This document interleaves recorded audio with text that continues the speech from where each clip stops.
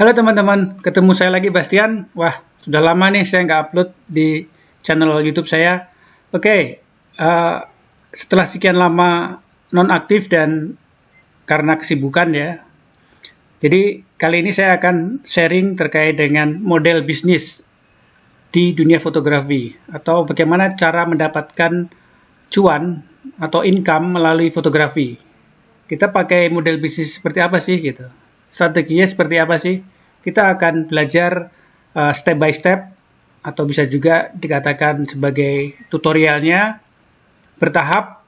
Video kali ini akan membahas model bisnis khususnya microstocker. Nanti kita akan bahas lagi lebih dalam, lebih detail profesi atau model bisnis yang lainnya di dunia fotografi. Oke, jadi kita akan bahas dari mana saja sih pendapatan atau uang atau revenue atau bagaimana kita menghasilkan cuan melalui fotografi.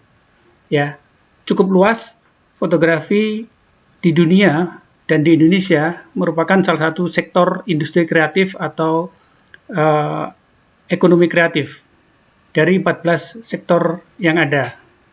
Jadi itu teman-teman, dan sebelum masuk ke lebih detail lagi, kita akan bicara mengenai model. Jadi model bisnis yang seperti apa ya, kira-kira yang cukup bisa memberikan kita kontribusi revenue atau pendapatan atau cuan dari dunia fotografi.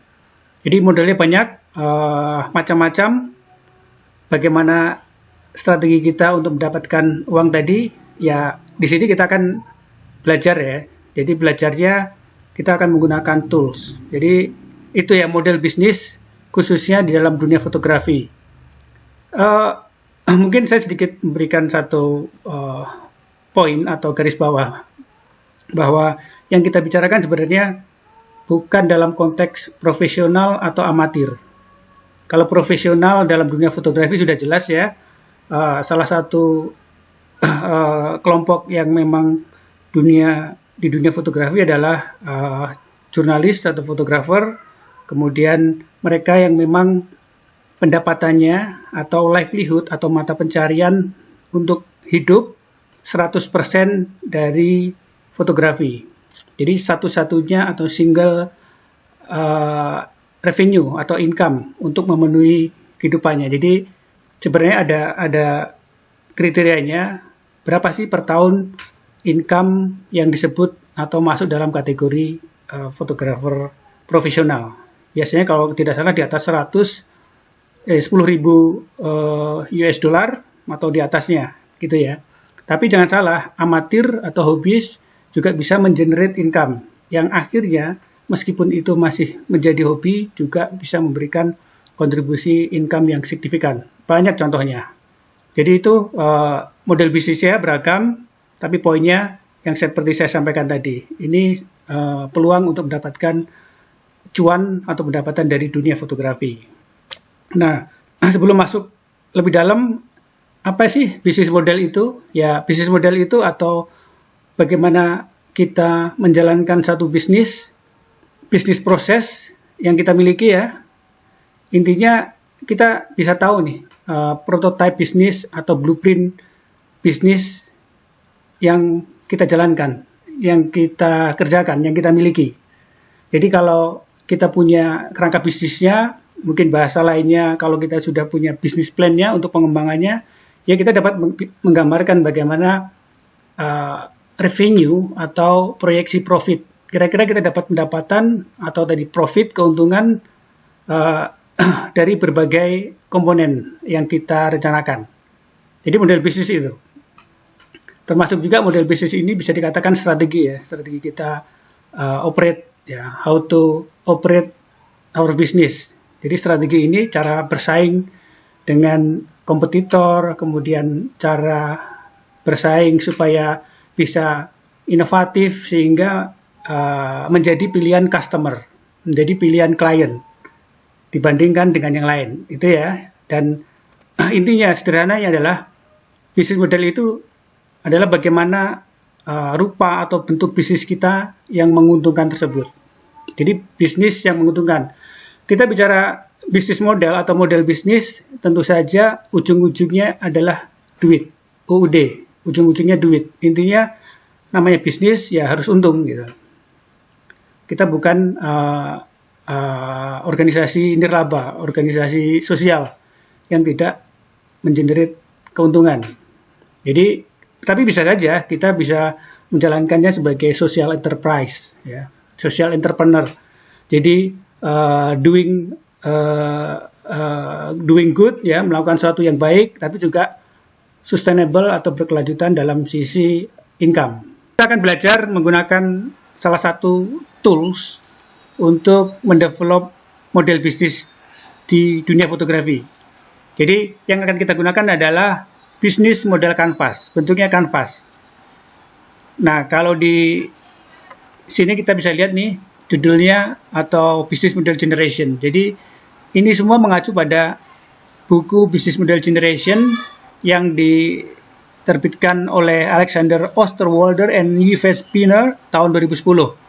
Jadi dari buku dan penelitian-penelitiannya tentang Business Model Generation atau BMG, kita bisa menggambarkan ya dasar pemikiran tentang bagaimana perusahaan kita, entitas bisnis kita atau company kita menciptakan, memberikan dan menangkap value yang ada di dalam usaha kita untuk disampaikan, untuk ditransfer atau didistribusikan kepada konsumen atau calon konsumen.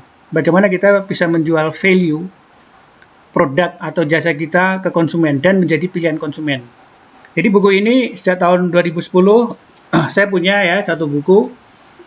Ini warnanya putih, Business Model Generation. Saya beli di tahun 2013. Nih. Saya beli tahun 2013 kalau bisa dicek ya di Bandara Soekarno-Hatta. Ini masih edisi bahasa Inggris. Sekarang cukup banyak nih yang edisinya bahasa Indonesia. Oke, jadi buku-bukunya cukup variatif ya, informatif, kemudian banyak gambar ya, banyak contoh-contoh. Jadi ini teman-teman ya, buku ini sejak saya beli hingga sekarang saya gunakan untuk referensi ketika saya mendampingi usaha mikro, kecil, dan menengah di Indonesia atau UMKM di Indonesia. Kebetulan background saya di Economic Development, saya kerja di NGO, dan target group saya di sektor UMKM. Jadi itu teman-teman. Nah, bisnis model canvas. Canvas itu seperti apa ya? Jadi bisnis model yang akan kita tuangkan di dalam canvas. Nah, ini canvasnya. Jadi ada 9 building blocks atau 9 aspek dalam BMG, dalam bisnis model canvas. Kita bisa baca di sini dari kanan ke kiri atau dari tengah. Key partners, ya, key activity, key resources, value proposition, kemudian customer relationship, channel, ya, customer segment, dan juga bicara masalah duit, yaitu cost, biaya, cost structure, dan revenue stream, jadi pendapatan. Jadi ini yang dinamakan canvas. Jadi kita akan belajar mendevelop, membuat satu persatu 9 aspek di dalam bisnis model canvas ini.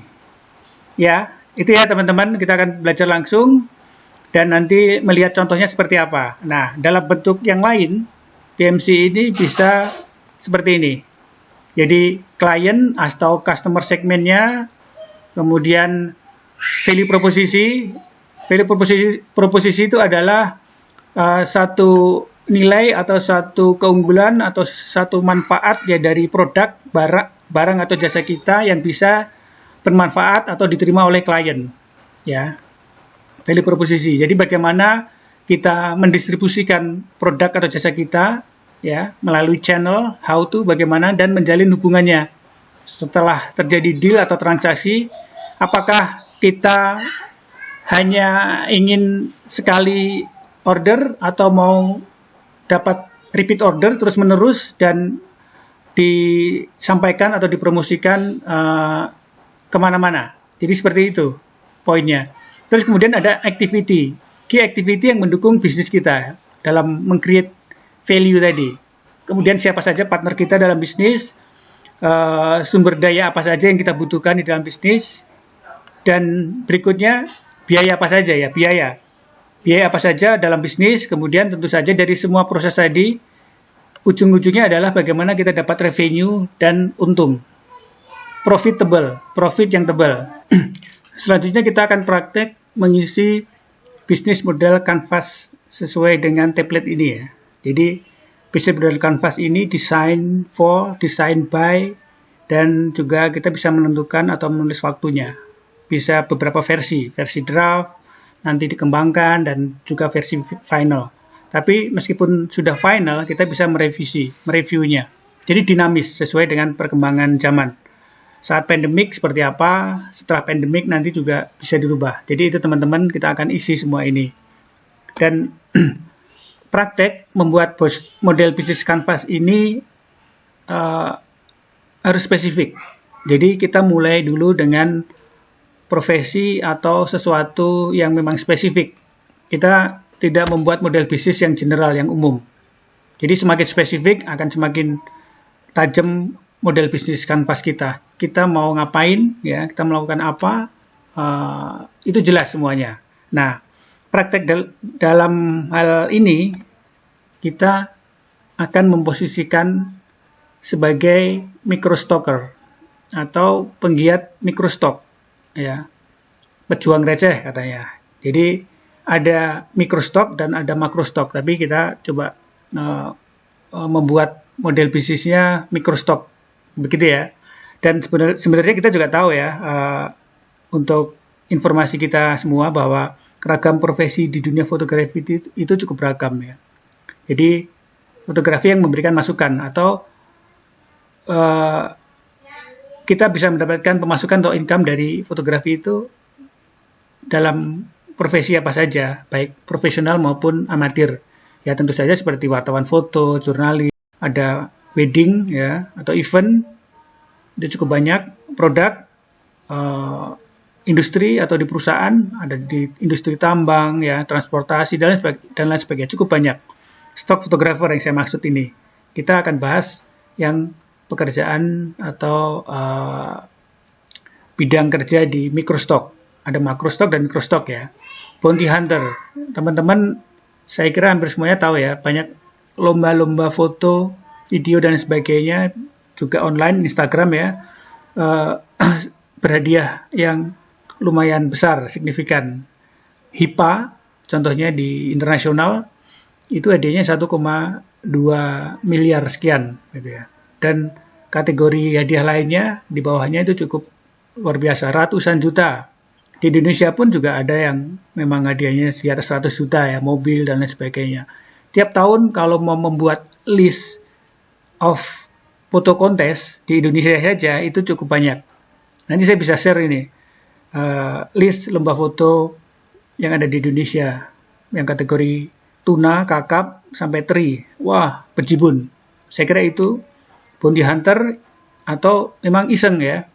Tapi luar biasa ini. Banyak teman-teman saya yang memang income-nya setahun ya, dalam setahun untuk lomba foto saja bisa 0,5 miliar, 500 juta kalau diakumulasi. Profesional atau amatir, kalau income-nya seperti itu ya silakan teman-teman perkirakan sendiri atau persepsikan. Ada juga kurator foto, juri dan lain sebagainya. Itu ya informasinya, dan kita akan belajar masuk untuk membuat praktek model bisnis Canvas yang konkret. Nah, ini teman-teman.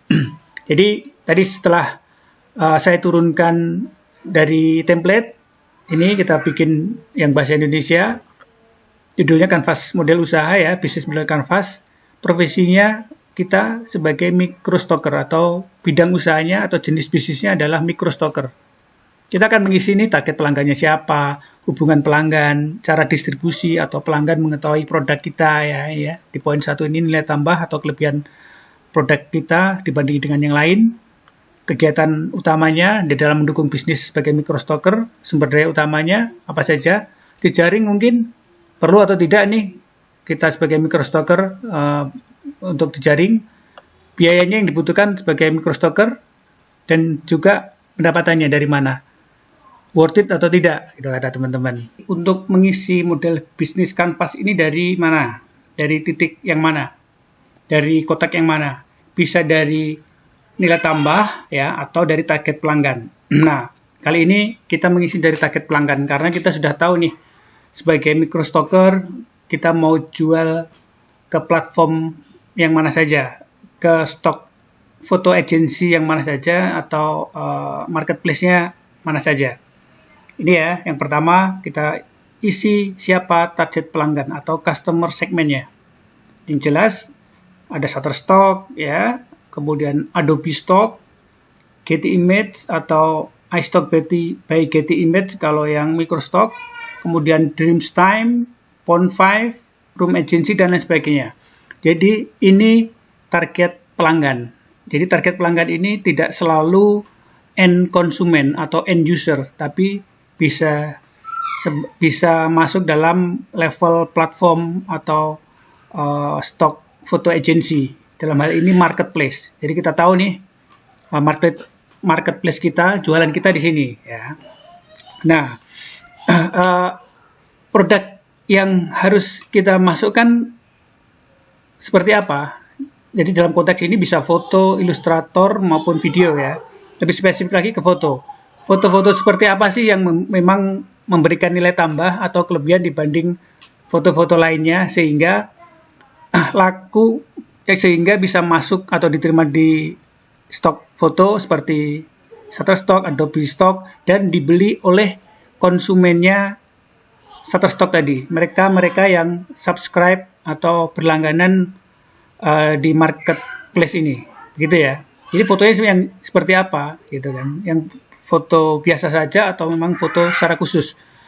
Karena di sini adalah nilai tambah atau value proposisi, kita harus membuat sesuatu yang spesifik atau yang memang dicari oleh end konsumen maupun konsumen kita di poin 1 ini. Ada 3 menurut saya. Pertama, kualitas foto itu sendiri. Jadi kualitas foto harus bagus, baik teknis ya. Teknis itu mungkin warnanya, komposisi, teknik fotografinya, ya kan, tidak blur, misalnya pemandangan itu horizonnya jelas. Intinya fotonya jelas, gitu ya. Itu pertama, kualitas foto. Banyak ya foto-foto yang ditolak oleh Shutterstock gitu, seperti noise, tidak fokus, mungkin deskripsinya juga jelek dan lain sebagainya, atau tidak pas. Itu kualitas foto sebenarnya. Itu yang kedua, ini sangat penting. Ini menjadi nilai tambah foto kita sehingga bisa diterima Shutterstock dan tentu saja dibeli, laku, dijual, gitu ya. Poin ini adalah foto kita, foto yang kita create itu memenuhi kebutuhan pasar. Jadi kebutuhan stok foto agency yang dibutuhkan atau platform tadi. Memenuhi kebutuhan pasar itu ya mengikuti tren atau tema-tema yang memang dibutuhkan oleh marketplace tadi. Marketplace tadi punya pelanggan, mereka punya divisi riset yang memang tajam ya. Riset berdasarkan konsumen mereka, clear, ini jelas. Jadi foto-foto yang memang sesuai dengan kebutuhan pasar itu yang paling tinggi, meskipun bukan berarti foto-foto yang lain secara umum itu tidak laku, bukan berarti demikian. Jadi foto travel mungkin sepanjang masa dia laku gitu kan. Foto pemandangan secara umum laku. Banyak kemungkinan dibeli, tapi ini secara spesifik kita harus memenuhi kebutuhan pasar tadi. Tema-tema tertentu, tema-tema bulanan, ya tema-tema tentang environment itu kan. Tema-tema seperti ulang tahun satu negara Amerika, dan tema-tema spesifik. Untuk konteks tematik foto, teman-teman bisa lihat di video saya yang lain ya. Nanti saya sertakan juga di dalam narasi fotonya. Jadi ada foto saya yang membahas tentang tren atau tema. Dan yang ketiga adalah foto yang memberikan nilai tambah itu adalah foto-foto kita yang secara number, secara jumlah itu meningkat. Ya, terus kita punya foto-foto yang bagus, yang berkualitas dan sesuai dengan tematik tadi, dan semakin banyak. Kunci atau inti dari bisnis di microstock itu adalah, pertama adalah kuantitas. Jadi kuantitas foto di galeri kita plus kualitas foto dan memenuhi tren tadi. Tiga aspek ini menurut saya harus menjadi nilai tambah kita, harus kita miliki sebagai microstocker, gitu ya. Kualitas foto, foto-foto yang memenuhi pasar dan jumlahnya, gitu ya, memenuhi pasar atau tren dan sebagainya. Itu poin penting. Tiga hal ini, itu ya teman-teman. Dan berikutnya adalah bagaimana foto ini bisa masuk ke Shutterstock, diterima Shutterstock. Saya kira kita bisa upload melalui website ya, langsung ya, websitenya misalnya Shutterstock, Adobe Stock dan sebagainya. Kita punya portofolio, punya linknya. Nah, kita sebar itu link kita ke media sosial gitu ya, Instagram, Facebook, mungkin juga Twitter. Jadi ini akan diindeks oleh search engine, akan diindeks oleh Google misalnya. Kalau konsumen yang mencari foto tertentu tidak masuk ke websitenya microstock tadi, gitu ya, itu akan diindeks. Kemudian kita juga kalau punya website sendiri ya atau blog, kita bisa mencantumkan link portofolio kita. Itu salah satu cara SEO, search engine optimization, platform kita atau link portofolio kita di marketplace tadi. Nah, ada pertanyaan kira-kira, apakah semua ini harus diikutin, harus dikirim fotonya, atau kita bisa mengikuti semua ini atau hanya beberapa? Kalau saya tidak banyak, saya hanya 3, gitu kan. Shutterstock, Adobe Stock, dan iStock by Getty Image. Tapi yang terbesar memang Shutterstock ya, jumlah fotonya. Jadi tergantung bagaimana teman-teman nanti melihatnya, kemampuannya dari sisi waktu dan lain sebagainya. Inline juga dengan nanti pendapatan. Seperti apa? Apakah cukup 1 atau banyak microstock yang kita masukin? Itu. Jadi itu poin cara distribusi ke pelanggan, ke microstock kita. Dan yang berikutnya adalah hubungan dengan pelanggan. Bagaimana kita menjalin hubungan dengan stock agency. Saya kira ini relatif statis ya, karena memang marketplace ini, microstock ini, dia memang cukup bagus dalam memasarkan foto-foto kita, foto-foto kontributornya. Jadi memang jagoan atau top di dalam marketing. Jadi saya punya video juga di YouTube, bisa dicek berapa sih omset Shutterstock tiap tahunnya. Wah, triliunan guys, gitu kan. Jadi setidaknya kita dapat receh atau tumbuh secara linear atau tren, dapat income dari sini.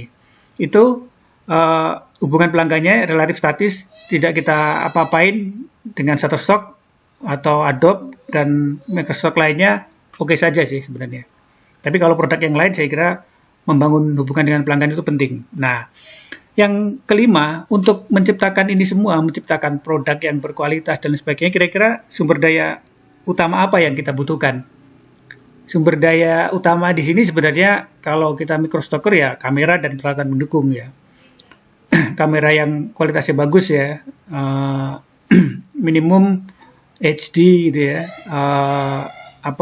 DSLR atau mirrorless gitu. Atau sekarang menggunakan smartphone pun juga sudah bisa. Saya kira itu. Ya, kamera dan alat pendukung. Pendukung itu bisa aksesoris ya, filter, tripod dan lain sebagainya. Flash, itu ya. Kemudian yang kedua, alat pendukung utama yang kedua ya, sumber daya utama ya. Setidaknya kita harus punya ini. Jadi komputer atau laptop dan software untuk editing. Jadi bisa saja foto kita mentah, kita upload, diterima, tapi sebaiknya kalau teman-teman punya waktu dan usahakan editing ya, minor editing. Itu supaya diterima. Dan kegiatan utama sebagai microstocker itu apa sih sebenarnya?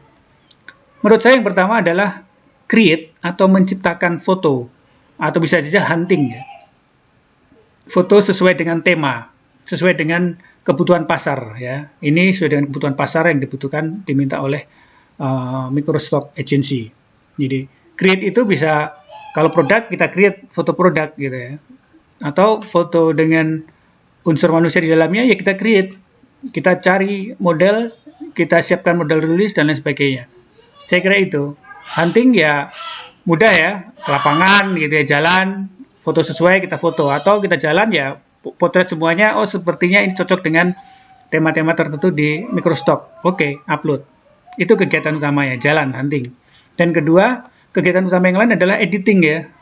Editing minor gitu ya, atau editing yang sesuai dengan kebutuhan. Dan berikutnya adalah kegiatan utamanya adalah keywording. Membuat keyword, narasi, foto-foto yang tepat. Jadi keyword ini akan membantu kita dalam hal SEO atau Search Engine Optimization, baik di website Shutterstock maupun search engine lainnya. Ini sangat membantu sehingga foto kita bisa ada di top first page gitu ya, misalnya di website atau di Google atau search engine. Saya kira itu editing dan keywording. Keywording itu penting, kegiatan utama. Dan selanjutnya adalah kegiatan yang penting adalah upload ya. Ya semuanya percuma ya kalau tidak diupload di microstock kita. Jadi jumlah galeri ya nambah gitu ya. Itu kegiatan utamanya. Kemudian untuk mendukung semua kegiatan di sini, kira-kira kita perlu kegiatan lainnya tidak, jejaring atau mitra kerjasama bisnis ya, dalam konteks bisnis ya. Misalnya kita perlu berjejaring atau kerjasama. Dalam hal ini sebenarnya beli ya, vendornya atau aksesoris atau craft. Jika kita butuh peralatan pendukung gitu kan. Model jika diperlukan ya. Nanti sistemnya, skemanya bisa bagi hasil, terus perlu ada model rilis, ya. Sewa peralatan jika diperlukan, ya itu juga jadi kebutuhan kita ya. Jadi vendor atau input supply-nya, asisten jika diperlukan gitu ya. Karena tidak jarang juga dan banyak juga ya, ada juga di microstocker di Indonesia dan di luar itu semacam dia punya company ya, punya perusahaan ya, punya komunitas atau punya ya karena bisnis dia punya karyawan, tim dan lain sebagainya. Jadi fotonya sudah ratusan ribu di contohnya di Shutterstock atau Getty Image. Jadi jelas orang-orang yang ada di dalam foto-foto tadi semuanya juga dibayar, semuanya juga ada model rilisnya. Jadi jelas tema apa dibutuhkan gitu ya, misalnya tema ayah dan anak, family, happy family gitu ya. Bahkan tentang COVID ya, vaksin dan sebagainya, itu semuanya di-create ya. Jadi itu sudah industri. Revenue-nya luar biasa gitu ya. Jadi itu teman-teman poin 7 jejaring atau mitra kerjasama. Jadi if any atau jika diperlukan, if needed gitu ya. Teman-teman yang tahu. Berikutnya yang 8 adalah struktur biaya. Struktur biaya ini adalah biaya tetap dan tidak tetap ya, yang fix atau katakan kalau ini memang kita perlu investasi atau sewa alat, ya bisa beli kamera ya dan aksesorisnya. Ya kita anggap ini investasi ya. Apakah khusus untuk bisnis di microstock atau juga bisnis yang lain? Itu lain cerita ya, konteksnya beda gitu. Tapi bisa jadi ini investasi ya untuk beli peralatan dan juga biaya variabel atau operasional. Misalnya hunting tadi, create foto tadi, bisa perlu biaya transport, bensin, kemudian kalau dengan model ada bagi hasil ya, kalau laku atau memang beli putus gitu ya, dan juga konsumsi dan lain sebagainya. Jadi biaya tetap dan tidak tetap. Itu teman-teman biaya yang harus kita hitung kalau kita misalnya hanya bisnis di microstock. Sebenarnya ini juga bisa untuk latihan ya. Apakah worth it atau cukup ya dengan menjadi microstocker atau yang lainnya. Itu hal yang lain dan itu nanti akan kita bahas modelnya atau bisnis model kanvasnya di sesi yang lain next setelah ini. Kemudian yang terakhir adalah revenue. UUD, ujung-ujungnya duit. Berapa sih income yang kita dapat, worth it atau tidak sebenarnya? Kalau kita hanya bisnis atau coba iseng-iseng di microstocker. Alih-alih iseng-iseng ya, apakah ini nanti pertanyaannya menjadi fokus ya, jadi industri dan rutin menjadi income. Nah, sumber pendapatannya dari mana kalau dari microstocker ya? Foto terjual, ada sales secara langsung dari microstock ini. Shutterstock, Adobe Stock, dan lain sebagainya. Jadi ini bisa akumulatif ya. Apakah hanya satu saja, 2, 3, perhitungan kita itu bisa kita jumlah akumulatif. Akumulatif ini bisa di breakdown monthly, bulanan, atau tahunan, gitu ya. Berapa sih yang kita dapat, gitu ya. Intinya, poin yang terpenting, UD tadi, ujung-ujungnya duit adalah, jika revenue atau sumber pendapatan lebih besar dibandingkan dengan biaya pengeluaran, ya, operasional atau investasi misalnya untuk microstock, kira-kira baliknya kapan? Break even point-nya kapan? Itu bisa dikatakan layak, gitu kan. Kapan sih misalnya kita investasi alat untuk microstock saja, apakah setahun, 2 tahun sudah balik modal, berikutnya sudah untung, gitu ya. Kita yang tahu, kita yang bisa merencanakan, apakah hanya di microstock saja atau juga memanfaatkan income dari dunia fotografi yang lainnya. Bisa jual di makrostock, ya kan, bisa ikut lomba, bisa project fotografi freelance dan lain sebagainya. Saya kira itu teman-teman, kita setidaknya bisa belajar dari sini dan melihat apa sih yang kita lakukan gitu. Jadi bisnis ini atau aktivitas kita setidaknya bisa produktif, kita bisa belajar atau melihat worth it atau tidak.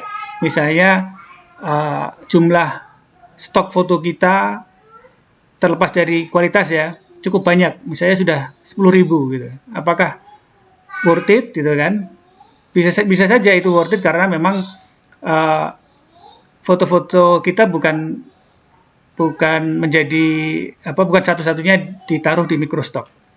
Saya kira itu teman-teman, mudah-mudahan bermanfaat. Nanti akan saya bahas lebih detail atau lebih variatif untuk model bisnis yang lainnya, kombinasi microstock dan lain sebagainya, atau bisa bisnis project fotografi.